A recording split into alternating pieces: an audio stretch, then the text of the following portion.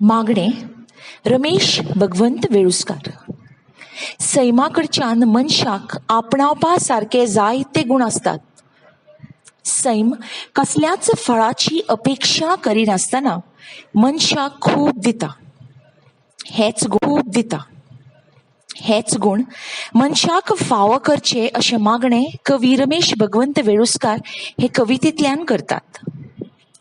श्री रमेश भगवंत वेळुस्कार हे कोंकणीचे एक फामाद कवी. हालींच ते संवसाराक अंतरले. तांच्या कवितेंतल्यान सैमाची विविध आंगां उक्ती जाल्लीं पळोवंक मेळटा.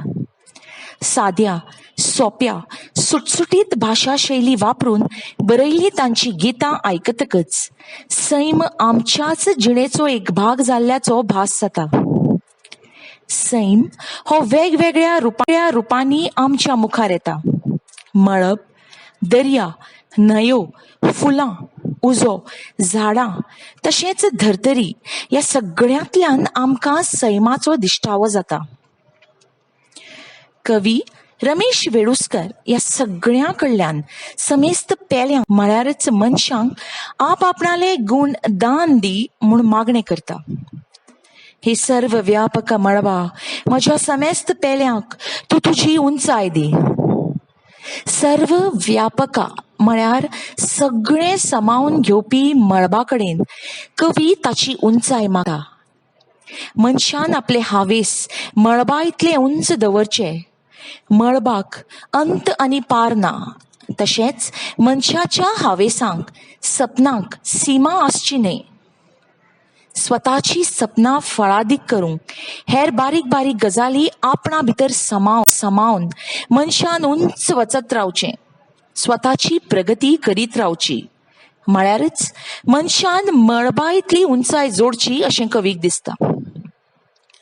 हे रत्नाधिपती सलिलाधिपती सागरा, तूं म्हज्या समेस्त पेल्यांक तुजी खोलाय दी. आयज दर्याची खोलाय कोणूच जाणूंक शकलो ना. दर्यांत नाना तरेची रत्नां, माणकां, मोतयां आदी धन सामावून घेवपाची तांक आसा. ह्या बऱ्याच वस्तू वांगडा दर्यांत कांय वायट नाका आशिल्ल्यो वस्तू लेगीत आसता, पूण त्यो आमकां दिसनात. दर्या खूब सोशीक, दर्या खूब व्हड विशाल, तशेंच दर्या खूब खोल. आपणाल्या ह्या खोलायेंत दर्या साबार वस्तू सामावून घेता. पोल आशिल्ल्यो गजाली तो ल्हारांच्या सांगाता वेळेन हाडून उडयता. होच गुण मनशान आपणावचो. नाका आशिल्ल्यो गजाली उडोवन बरें तें सामावून घेवन दर्या भशेन खोल खोल रावचें. हे वावथ्या न्हंयांनो, तुमी तुमचेच वरी म्हज्या समेस्त पेल्यांक खळखळ नितळसाण दियात. न्हंयचो एक सगळ्यांत बरो न्हंय व्हांवत रावता. न्हंयत पडिल्ली घाण, कोयर, चिखल उदकाच्या नेटा वांगडा व्हांवत वता. ताका लागून न्हंय सदांच नितळ उरता. न्हंयेच्या उदकावरी मनशाच्या मनांत लेगीत नितळ, निर्मळ, नवीन नवीन विचार सतत येवचे अशें कवीक दिसता.